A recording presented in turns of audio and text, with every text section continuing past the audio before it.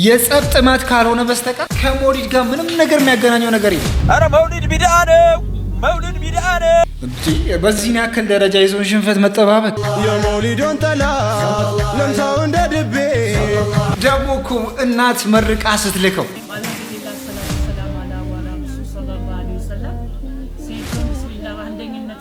አሜን።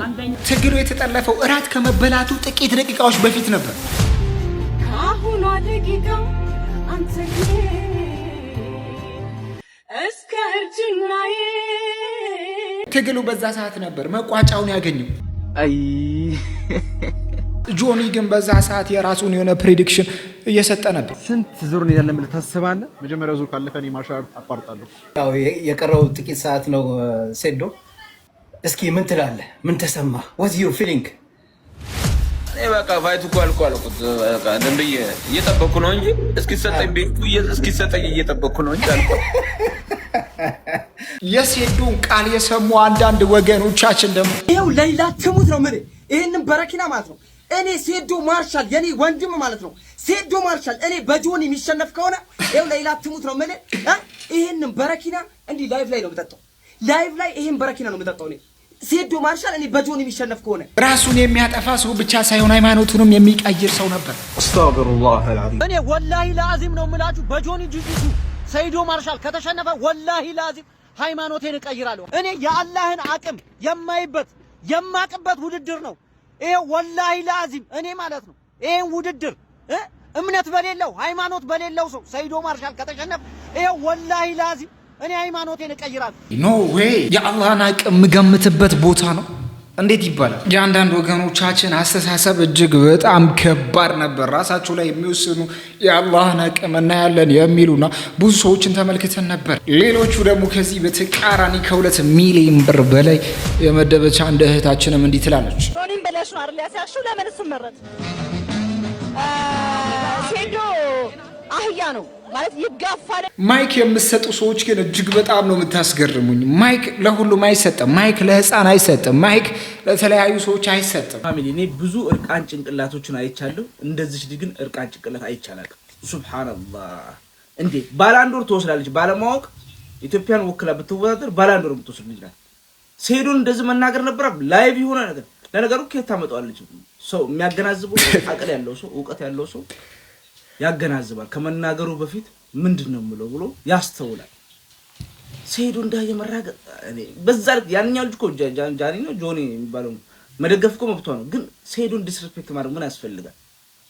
በነገራችን ላይ ይሄ ሶሻል ሚዲያና እቺ ዓለም ልክ እንደሱ አይነቱና እንደኔ አይነቱን ያበረታታል። ይሄ አላዋቂዎች ወደፊት ያመጣል። አዋቂዎችን ቤት ነው የሚያስቀምጠው። ጊዜ የላትም እቺ ዓለም ለእንደነሱ አይነቱ ነው። ይሄ እርቃን ጭንቅላት የሆነ ሰው ነው ቦታ የሚሰጠው ባይዘው። እኔ ለምጠቀመው ቃል አሁን ሶሪ እንኳን አያስብልም። ምክንያቱም የሷሳ ፈንጃብ ካኝ መስል ሁሌ ከስተቷ አትታረሙ። አሁን እሷ በኋላ ከተናገረች በኋላ ነው እንዴ ብላ ነው አሁን ትዝ የሚላት። የሚገርማችሁ ነገር ሴዶ እንደውም በጣም እኮ አራዳ እኮ ነው። ከሷ ስመኝ ነው ባነሱ ጃኒ እንደውም እኔ ታሳዝነኝ ነበር በጣም እና ግን አሁን ደጋገመችው እንደዛ አይነት ነገር ፈልጋው ይሁን እንደዚህ እርቃን ጭንቅላት መሆኑን በተፈጥሮ ነው ብዬ አስባለሁ። ለዚህ አሁን ዱዓ ነው ማድረግ እንጂ ምንም ይሄን ብታቆ ኖሮ እንደዛ አትሆንም። አሁን ያለ እውቀት የመጣው እውቅና መንሸራተቱ አይቀርም። አንድ ቀን ትመለሳለች ወደ ማንም ዞር ብሎ ባያት። ግን ማገናዘብ ኧረ ቢስሚላህ ማስተዋል ኧረ ከሰው እድሜ ሰው እየጨመረ ሲመጣ እንዴት አይመስልም? ኧረ እኔ በጣም ገርሞኝ ነው። አበሳጭታኛለች። ፋይቱ ሊጀምር ጥቂት ደቂቃዎች በቀሩበት ወቅት ነበር እቺ ንግግር የተናገረች። ነገር ግን ፋይቱ በዚያው ቅጽበት ይጀምራል። ጆኒ ጁጁሱና ሴዶ ማርሻል በአንድ ጠባብ በሆነ ሪንግ ውስጥ ይገናኛሉ። ፋይቱ ጀምሯል። ሴዶና ጆኒ ወይኔ አነሳችሁ ፈረጠችሁ። ልክ እንደተጀመረ ነበር ጆኒ ጁጁሱ ስር ገብቶ ይሄንን ልጅ ከፍ አድርጎ ወደ ላይ ያዘው። በዛ ብቻ አላበቃ ፓንቾችን እያሳረፈበት ነው ያለው። በመጀመሪያ በሰከንዶች ውስጥ ፓንች እያደረገ ነው፣ ኤልቦ እያደረገ ነው። በመጨረሻም ግን ከዚህ በፊት እንዳለው ዳኛ ካላተረፈው ሰብረዋል እግሩ ወይንም እጁን ሰብሯለሁ ባለው ቃል እጁን እጅግ በጣም አስገራሚ በሆነ እያደረገው ነው። እጁን ለመስበር ነው እንግዲህ እንዳይሰብሩ ሴዱ የመጨረሻ ቃሉ የነበረው ለሱ እጅ መስጠት ነበር። እንደተባለውም እጅ ሰጡ። ራሳቸውን የሚሰቅሉ ከ2 ሚሊዮን ብር በላይ የመደቡ ሃይማኖታቸውን ለመቀየር ያሰቡ ከዛ በባሰው ደግሞ አንዳንድ ቲክታከሮች ያሉበት ሁኔታ እጅግ በጣም ያሳዝናል።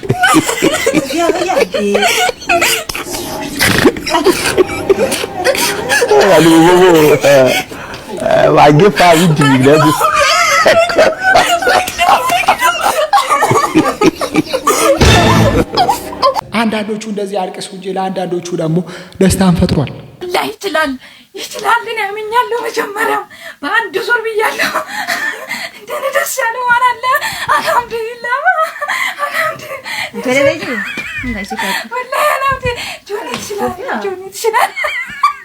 እጣ ፈንታው ምንድን ነው? ወደ ቲክታክ አለሙ እንዳይመጣ አንዳንድ ሰዎች እያገዱት ነው። ዜዶ ቲክቶክን ሽጠህ ጥፋ። ይሄ ዓለም ላይ ያለ ውድድር ነው። በነገራችን ላይ በአንድ ሰው እንዴት ይሸነፋል? ሊገል ነበር እኮ በቃ ልትሞት ነበረ። እኔ ራሱ ተቃጥያለሁ። እስቲ ውሃ አቃብኝ ቡርቴ፣ እስቲ ውሃ ጠጡኝ ቡርቴ። ሲጀመር እኮ ፋይት ራሱ ኢሉሚናቲ አይገባቸው በጅና ፋይት በሙስሊሙ ላይ ይቻላል። ሲጀመር ስራቸው ከእስላም አንጻር ስህተት ነው። ሲጀመር ስራቸው ከእምነት አንጻር ክልክል ነው። ከዚህ በፊት ተናግሬያለሁ። ይህ የእምነት መለኪያ ሊሆን ቀርቶ አይደለም ያሸነፈ የተሸነፈ ምናምን። ይህ ቦክስ አንዱ ሌላውን የሚጎዳዳበት ነገር ከሆነ ይህ ሐራም ነው በኢስላም።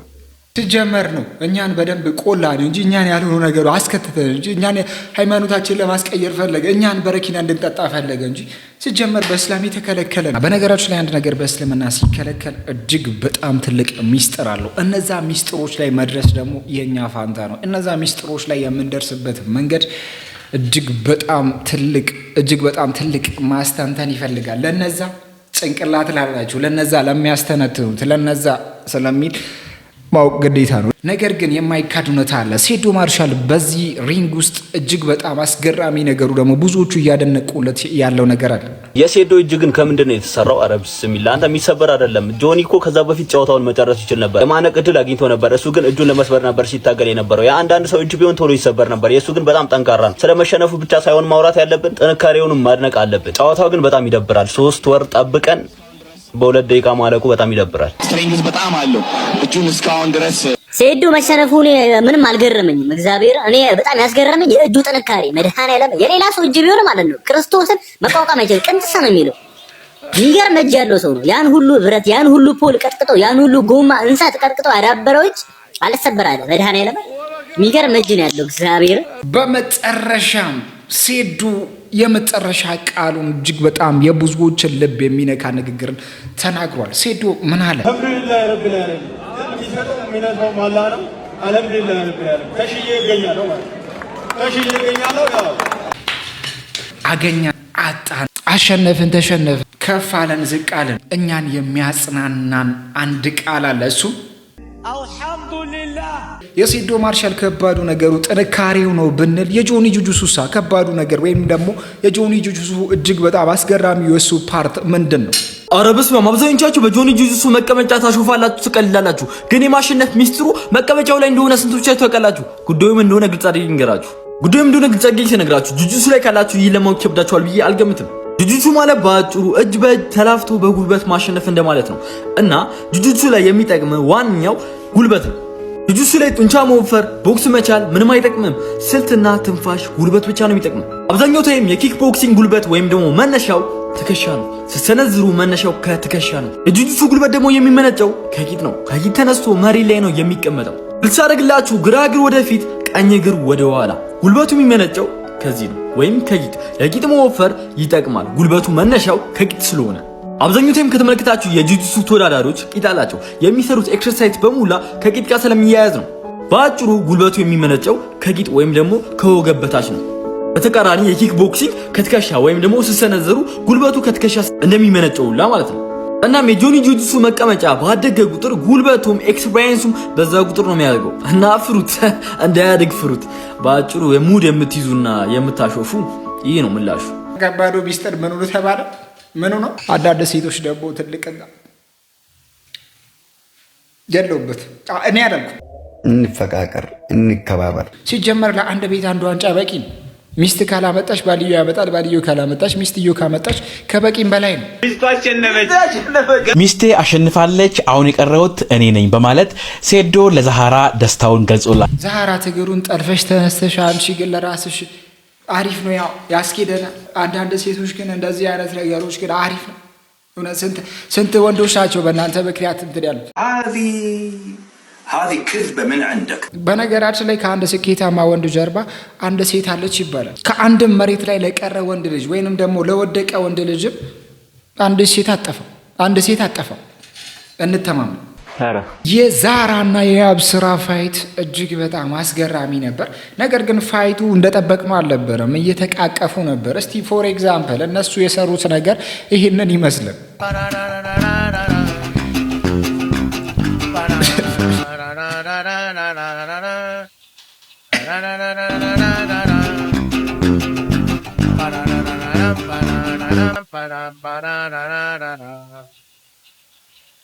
Una vereda para seguridad, que se meta le va a tronar, hace falla.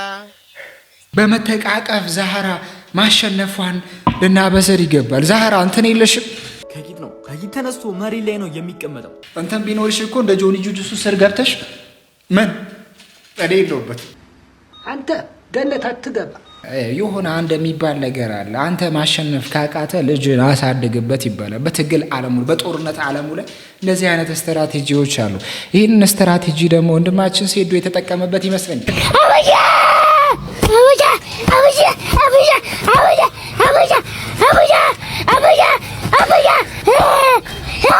ሰይዶ ወንድ ቤክዛምት ነው ደደቢቱም አላሁ አክበር አላሁ አክበር አላሁ አክበር አላሁ አክበር በቀሉ አበጃ ሰይዶ ነፉ ተበቃ። ይሄም እኮ ትግሉ በጠዋቱ ነው የተጠለፈው። እኔ አይገባኝም። ሴቶች የሌሉበት ነገር ምን ሆናችሁ? እውነታ እንተሳሰብ። አሜን በቃ እስኪያሸንፍ ድረስ ጠብቅ፣ ወደ ነገ እስኪያገኝ ድረስ ጠብቅ። በዚህ በህፃነትም ደግሞ ትንሹ ሴዶም እነዚህ የዚህን ሁሉ ችግር የሚቀርፍ ግን አንድ ሰው ነበር። እሱም ሞጣ የት ነበር ግን? አሜሪካ ነው። እኔ የምልህ እንደዛ ነው። አንተ ሁለቱም እንዲገጥሙ ያልካረ እኔ ጊዜ ቢኖር ኢትዮጵያ መግባት አልችልም፣ ፖለቲከኛ ነኝ እንጂ ሁለቱን እኔ መግባት እችላለሁ በአንድ ሪንግ ውስጥ 30 ሰከንድ ብቻ መሰለኝ። ግራ መንጋጋውን ወደ ቀኝ አዙሬ ትሬኒንግ ምናምን በደንብ ያልወሰዱት ናቸው። ዝም ብሎ ምናምን አዳምጥ ሱፓክ እኔ አሁን መግባት አልችልም እንጂ ሁለቱ አሁን ሴዶ ነው ምናምን ያልካቸው ኖክአውት ነው የማደርገው። በቃ በማይክሮ ሰከንድ ሁለቱን ነው እኔ በአንድ ለአንድ አልገጥም። ቁምጣዬን አድርጌ ሁለቱን ጠቅጠቅ አድርጌ አንገቱ ላይ እንደ ዶሮ አውራ ዶሮ አንገቱ ላይ ነው የምቆመው። ቶይ ሴዶ ምናምን ይሄ ደግሞ ሁልጊዜ የሚያመጣው ሴዶ የሚባል ቦርጫም እዚህ ወይ ወጣ ፖለቲካ አምጣልኩት። ይሄ ምናምን ሲጀመር ነገሮችን ማንዛዛት ተገቢ አይደለም። እንደዚህ በቃ በአንዴ በ3 ደቂቃ ውስጥ የሚያልቅን ነገር ለዚህ 3 ወር 4 ወር የሚያስፈጅ ነገር የለም። ንቃተ ህሊና ማን እንደሆነ አስመስክሯል። ራሱን ነው ያሳየው። በኤምኤም የ85 ኪሎ ግራም ፋይት ላይ ነበር። እንደምትመለከቱት ንቃተ ህሊና ከሮቤል ጋር ነበር የተፋረሙት። ድንቅ የሚባል ፍልሚያን ነበር የተመለከትነው። ንቃተ ህሊና በመጀመሪያዎቹ ደቂቃዎች ላይ እያጠቃ ነበር። ግራፕሊንግ ይዛለው በሚል ጊዜ ሮቤል በከፍተኛ ሁኔታ አጥቅጦት ነበር የተስተዋለው። ነገር ግን ዘግሬተስ ካምባክ በማሳየት በሁለተኛው ዙር ላይ በቴክኒካል ኖክአውት ሮቤልን በመዘረር ነበር ጨዋታውን ማሸነፍ የቻለ። ንቃተ ህሊና እንደዚህ አሳምሮ አስቆጥሮ ወይንም 4-3ን አልጠበቀም ነበር። በሁለተኛው ፋይት ላይ ነበር በግራውንድ ላይ አሸንፎ ያስመሰከረው። የመጨረሻ ቃሉ መሱ እንዲህ ነበር። እኔ ተመርክካ እየጸለየች ነው ለኔ እያለቀሰች። ጠንካራ ልጅ ነው የወለድሽው፣ በራስ መተማመን ያለው ጀግና ልጅ።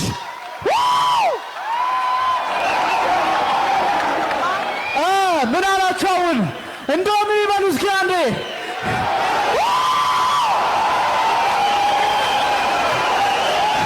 እስኪ እኔ ምለውን አብራችሁ በሉ እዚህ ጋር። አዩ ሬዲ? ማነው ከዚህ ውስጥ አደገኛ? እስኪ ውጣና ይሞክረኛ። ትንሹ አንበሳ አድጎ ማስፈራራቱን ወይንም ደግሞ ማደኑን ጀምሯል። ከዚህ አንበሳ ጋር የምትጋጠሙ ሰዎች ማን ነው ከዚህ ውስጥ አደገኝ አለ? እዚህ ውስጥ አካሄዶች አሉ። እኔን ማናደድ ነው የምትፈልጉት እናንተ? ሰላም አለይኩም ወራህመቱላሂ ወበረካቱ። እንዴት ናችሁ? ሁሉ ሰላም፣ ሁሉ መልካም፣ ሁሉ ፒስ። እጅግ በጣም አሳዛኝ ዜና እየሰማን ነው። ይሄንን ዜና ደግሞ በስፋት እያወሩበት ነው። ምንድነው የተፈጠረው? ሚኒስተሩ እጅግ በጠና ታመዋል። ጠቅላይ ሚኒስተሩ ሕክምናቸውን ለመከታተል አሁን ላይ በተባበሩት አረብ ኤምሬት ይገኛሉ። ህመማቸው እጅግ ስለባሰባቸው ባለቤታቸው ሕክምናቸውን ለማገዝ ወደ ተባበሩት አረብ ኤምሬት ዱባይ መሄዳቸው እየተገለጸ ይገኛል። ዶክተር አብይ በጽና ታሟል የሚሉ አንዳንድ መረጃዎች አሉ። ብዙዎቹ ደግሞ ይሄንን ነገር እየተቀባበሉ እያወሩት ነው። ነገሩ እውነት ይሁን ውሸት የተጣራ ነገር የለም። ብዙዎቹ ግን ቲክታክ ላይ በደንብ እያወሩበት የሚገኙ አሉ። ከዚህ በፊት መሳቸው የተናገሩትን ንግግር አንዳንድ ነገርን ወስደው እያወሩ ነው። አሁንም አይሞት የለም። ለሀገር መሞት ግን ክብር ነው። መሞትን ማስቀረት አይቻልም። ጊዜውን ማርዘም ማሳጠር ነው የሚቻለው እና ይጠር የሚርዘምም ለኢትዮጵያ የሚከፈል ዋጋ ክብር ነው እና ለሞት ሚሳሳ በተለይ ለሀገር ለመስጠት ህይወታችንን የምንሳሳ እንዳልሆነና በማንኛውም ሰዓት ለኢትዮጵያ ደማችንን ሰጥተን ግን ለፍቅር፣ ግን ለይቅርታ፣ ግን ለእድገት ሲሆን ማንሳሳ መሆኑን እንደማያቆሙን በዚሁ አጋጣሚ ማለት ነው። ጠቅላይ ሚኒስትሩ ይሄንን ቃል የተናገሩት እጅግ በጣም በሚያስገርም መልኩ ደም ባነሰ ጊዜ ደም እየሰጡ ነበር። ይህንን ነገር የተናገሩት ከዛሬ 4 ወር ወይም 5 ወር በፊት ነበር። አሁን አመተው ይሄንን ንግግር እሳቸው ካሉበት ሁኔታ ጋር ወይም ደግሞ እሳቸው ጠፍተዋል ከሚል ንግግር ጋር አደባልቀው እያወሩበት ስላገኘውት ነው። አብይ አህመድ የፌስቡክ ገጽ ለ1501ኛው የመውሊድ በዓል እንኳን አደረሳችሁ መልእክት ቢተላለፍም ጠቅላይ ሚኒስትሩ ከህዝብ እይታ ከተሰወሩ 3 ሳምንታት ይናፍቃችኋል አይደል? ትወዱታላችሁ ኮንጀራችሁ ስለሆነ በቃ አለሱ አትንቀሳቀሱም። እስትንፋሳችሁ ነው አይደል? ሆነው ቀረ እሱ እንደናንተ ቁጭ ብሎ ወሬ የሚያወራ ሰው አይደለም። ጀስት የሥራ ሰው ነው። አሁን ለብሪክስ አባላት የአፍሪካ ተወካዮች ጋራ ስብሰባ ስላለው እዛ ነው ያለው። ስብሰባ ላይ እንደሚስታችሁ ማታ ማታ በፒጃማ ለብሶ ቤታችሁ እንዲቀመጥ ነው የምትፈልጉት። አይ እንጀራ ጉዳይ፣ አይ እንጀራ። ለማንኛውም እሱ የሥራ ሰው ነው፣ ስራ እየሰራ ነው። እንደናንተ ቁጭ ብሎ አይደለም። ስንት ምንም ቢደረግለት የማያመሰግን ማህበረሰብ፣ ማጆሪቲው የማያመሰግን ማህበረሰብ እየመራ ስለሆነ የቻለውን ያክል እየጣረ ነው። እንደናንተ ቁጭ ብሎ ወሬ የሚያወራ ሰው አይደለም። ግን ትወዱታላችሁ። ኮፒ ሊንክ አድርጉ እስቲ እናንተ ደግሞ። ነገር ግን አሁንስ ምን እየተከሰተ ነው የሚል አንዳንድ ነገሮች እየተወሩ ቢሆንም ሁሉ ነገር ውሸት እንደሆነ ልናቅ ይገባል። ወይ አሁን ወደ አንቺ እየመጣው አንድ ሚሊሻ ቁም ያላለኝ እንዴ? ከዛስ ራሴ ቁም አልኩት እንዴ? ከዛም የት ነው ሰዓት ላፊ ስለኝ አንተ ሰዓት ላፊ ምን ልትሰራው ታየኝ አልኩት። ከዛ መታወቂያ ያለኝ ራስ አምጣ አልኩት። እንዴ ምን አለሽ? ከዛ አልሰማኝም ማለት አልሰማኝም። በውስጤ እኮ ነው ያልኩት። እኔ ደግሞ የእውነቷን መስሎኝ ከዚህ ያልሽ መስሎኝ የቱ ጋር መተን እንጠይቅሽ ልልሽ ነበር። ተርፈሻል። እንደዚህ ተኝቶ ለሚቀሰቅሰው ጀለስ ላክለት።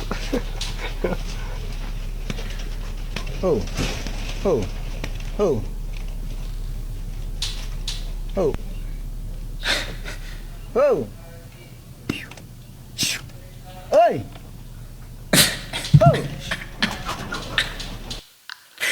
ከሞት ነው እንዴ የምትቀሰቅሱት? እጅግ በጣም በሚያሳዝን መልኩ ሶማሊያና የመን መካከል ላይ ያለው ባህር ደርቋል የሚሉ ወሬዎች በስፋት እየተወሩ ነው። ይሄ ባህር እንግዲህ እጅግ በጣም ብዙ መርከቦችን የያዘ ሲሆን መርከቦቹ አሁን ላይ የሚታዩት ደረቅ መሬት ላይ እንደሆኑ ነው። ሃይ ጋይስ፣ እንግዲህ በሶማሌ ማለት ነው ሶማሌላንድ በበሳሶ ማለት ነው የሚገኘው ባህር ሙሉ በሙሉ በመድረቅ መርከቦቹ ልክ እንደምታዩት ቁጭ ብለዋል ማለት ነው። ውሃው እንደዚህ ደርቋል ማለት ነው። እናንተ ሼር ኮፒሊንግ በማድረግ በጣም የሚያስገርም ነው። መርከቦቹ እንደምታያቸው ነው ማለት ነው። እና ወደ የመንና ወደ ሳውዲ ከሶማሌ ወደ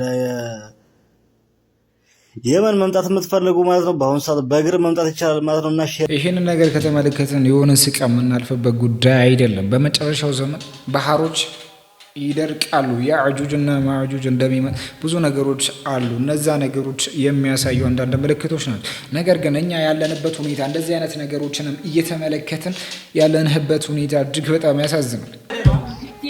ዩቲናስን ከጀርባ የያዝኳት ቪዲዮ ቆይ ማለት ይላል ውጥጥ ነው የምትለው አካሄዷን አብሬ እየሄድኩኝ እሷ ላይ ይችላል አንተ ዩቲናስ ግን ተስታለሽ ወጣ ኧረ በደው እናቴ ተሙት ውበት ነው ዩቲናስ ጋር ነው ኧረ ክደት ጃኒን ተታው ጃኒን ማብያሉ ግን ምን እያስተላለፉ ምን ለማሳየት እንደሆነ ብቻ አይገባንም። ከዚህ በፊት እቺ ልጅ ሂጃቤን አላወልቅ ብዙ ነገሮችን አውልታ ነበር። ያንን ቃል ከፈመሰሽ በኋላ ለምን እንደጣለች አይገባኝም። እሷን ተመልክተው ደግሞ አንዳንድ ሰዎችም እያደጉ ያሉ ወይንም ደግሞ ቲክታክ ላይ እየተመለከትናቸው ያለው ነገር እጅግ በጣም ያሳዝናል። እሷ እንደመጣችበት አይነት መንገድ ይከተሉና አላህን ያዘው በሰጠህ ጸጋ ማመስገን አብዛ። ነገር ግን ደግሞ ካደሩ በኋላ የሚያሳዩን ነገር እጅግ በጣም ያሳዝናል። ይሄ ነገር እጅግ በጣም ከባድ የሆነ በሽታ ነው። ልጆቻችን ወዴት እየተጓዙ ነው የሚል እጅግ በጣም የሚያሳዝኑ ነገሮች ናቸው። ከዚህ በፊት ኒቃብ የለበሰች እህታችንም እንዲህ ትለናለች። ከዚህ በፊት ኒቃብ አድርገሽ ነበር አይደለ?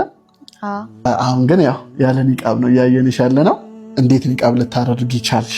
ያመኛል በጣም ብዙ 3 ዓመት ምናምን ታምሜበታለሁ።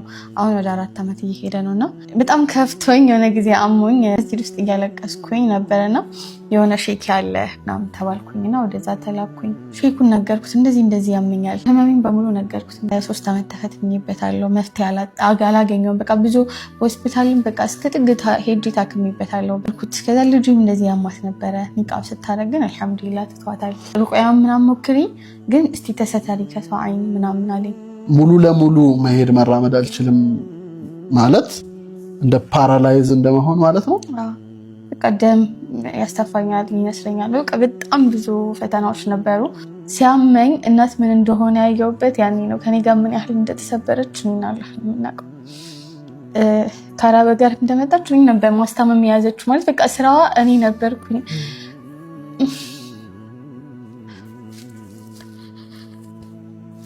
ግን አልሐምዱሊላህ ማልቀስ አልፈልግም።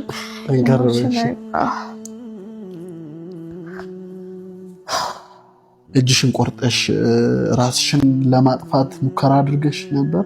ብቻዋን ያለች ሴት ጭራሽ የወደቀች የሆነ እኔ ያለሁልሽ ማይላት ዘመድ ያላት ሴት የብዙ ሰው መቀለጃ ነው የምትሆነው ማለት በቃ ሲጀመርም ኒቃብ ያደረገችበት መንገድ ፈልጋ ሳይሆን ከበሽታዎች ለመዳን ብዙ ነገር የሰው አይን በሚል ፍራቻ እንደሆነ ልናቅ ይገባል እንጂ ኒቃብ ፈልጋ እንዳልሆነ ልታቁ ይገባል። ሌሎች ሴቶቻችንስ ምን አይነት ስታይል ውስጥ ናቸው?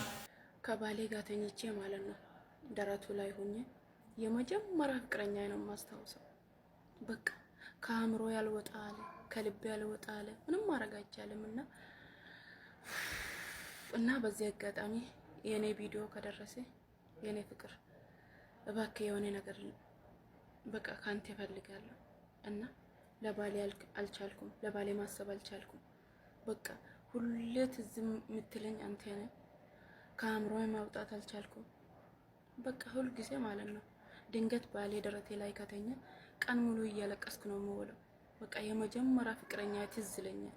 የመጀመሪያ ፍቅረኛ ነው የማስታውሰው ሁል ጊዜ ማለት ነው። በቃ እሱን መርሳት አልቻልኩምና በጣም ከፍቶኛል። ግን ባሌ ምንም በቃ ትዝ አይለኝም። እንደውም ማለት ነው ባሌ ጋር ቁጭ ብዬ እሱን ሲያስታውሰው ባሌ የሆነ እንጨት ነገር ነው